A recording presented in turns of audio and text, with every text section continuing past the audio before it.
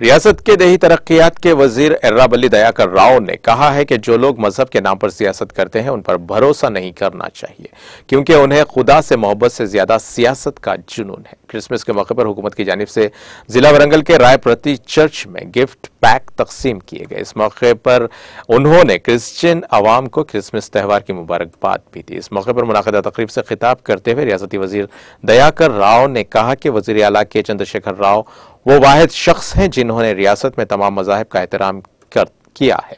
उन्होंने कहा कि वज़ीर आला केसीआर त्यौहारों के दौरान तमाम मज़ाहिब से ताल्लुक़ रखने वाले गरीबों को मलबूसात, दावत और खाने पीने की अशिया फराहम कर रहे हैं। उन्होंने वाज़ेह किया कि हैदराबाद शहर जो माजी में फिरकावाराना फसादात से दो चार था, वज़ीर आला के चंद्रशेखर राव की क़यादत में गुज़िश्ता 8 साल से पुरअमन है और रहेगा।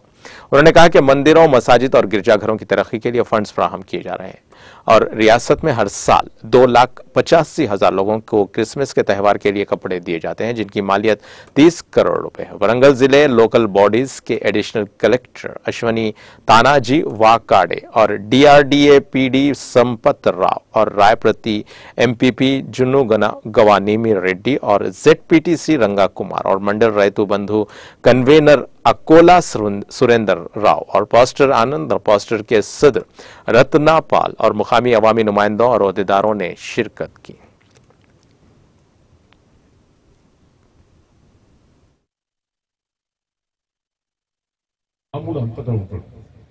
అన్ని రూపాలలో వాళ్ళు జన్మించారు. అది అర్థం చేసుకున్నోళ్ళే ఆ మానవ జన్మలో పుట్టిన వ్యక్తి అని కూడా ఈ సందర్భంగా మీకు తెలియజేస్తున్నాను. కేసీఆర్ గారు వచ్చిన తర్వాతనే మాకు కొన్ని అధికారాలు ఇచ్చారు. ఇదివరకు మా దగ్గర ఉన్న ఫండ్స్